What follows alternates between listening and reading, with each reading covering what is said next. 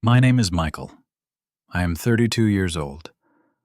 I live in a small town on the edge of Chicago. Life here is quiet, simple, and sometimes a little lonely. I work as a mechanic, fixing cars all day, just like my father once did. But my relationship with him was never easy. Growing up, my father was strict, distant, and cold. He hardly spoke, and when he did, his words cut deep. He never said he was proud of me, not even once. Every time I made a mistake, he would sigh, shake his head, and walk away. I thought he hated me. As a teenager, I swore I would never be like him.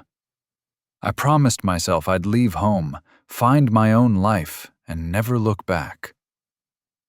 And I did. I left when I was 21, after our biggest fight. He had shouted, "You'll never understand responsibility." I yelled back, "And you'll never understand love." Those words were the last ones I ever said to him.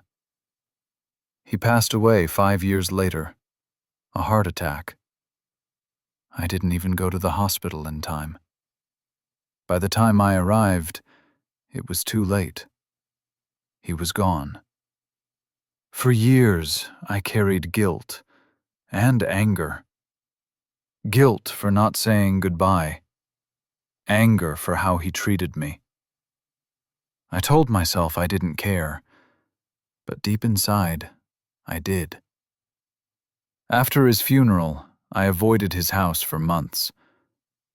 But one rainy Sunday afternoon, I finally went back. The air inside felt heavy, still filled with his presence. The old tools were hanging on the wall, covered in dust. The smell of oil and metal filled the room. I sat by his old wooden desk, the one he never let me touch. For some reason, I opened the bottom drawer. There was a small box tied with a faded brown ribbon. It looked old, fragile, like a piece of time itself. I hesitated, then slowly untied the ribbon. Inside were letters, dozens of them. Some were yellowed with age, some written in neat handwriting. The first one was addressed to my mother, but she had died when I was 6. My hands trembled as I opened it. The letter began, "My dearest Anna, I promise to raise our son well.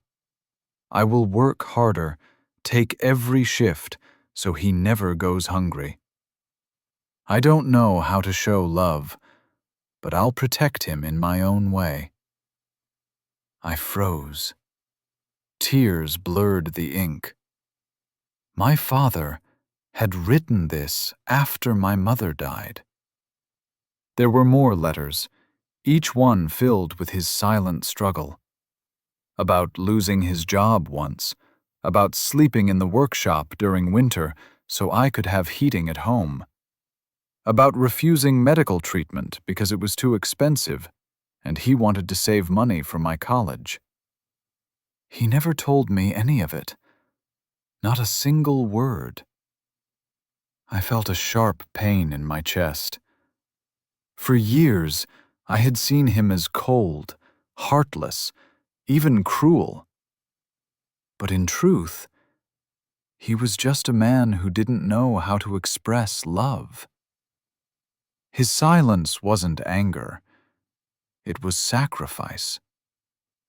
I found one last envelope, smaller than the others. It had my name on it.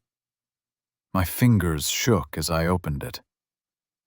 "Dear Michael, if you ever read this, it means I didn't get to say this in person. I was never good with words. Maybe I was too proud. But every day, I prayed you'd grow into a kind man. Not like me, but better. You were my reason for every long night, every pain in my back, every breath I took. I'm sorry, son. I love you, even if I never said it. I couldn't hold it anymore. I broke down, right there on the dusty floor. I cried for all the years I had misunderstood him, for the anger, the words I threw at him, and the love I never gave back. That night, I sat in his old chair, reading his letters again and again.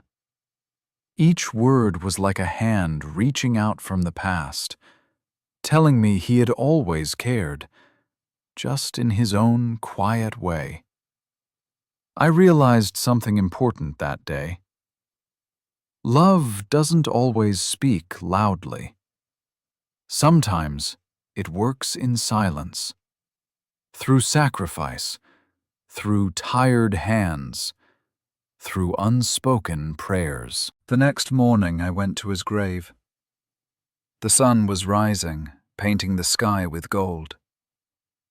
I placed the letters beside the headstone and whispered, "Dad, I understand now. Thank you.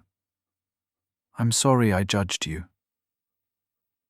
The wind blew softly, like he was there, listening. I felt a peace I hadn't felt in years. From that day on, I tried to live differently. I stopped judging people too quickly. I learned to listen more, to forgive faster, and to say, "I love you," before it's too late. Because sometimes, the people who seem the hardest to love are the ones who love us the most. Now, every time I fix a car in the workshop, I look at my father's old wrench hanging on the wall. It reminds me of him, tired, silent, but strong. And I smile, because I finally see the man he truly was. That day changed everything. It taught me empathy, gratitude, and the power of forgiveness. No one is perfect, but behind every harsh word or quiet face, there's a story, a reason, a heart that once tried its best.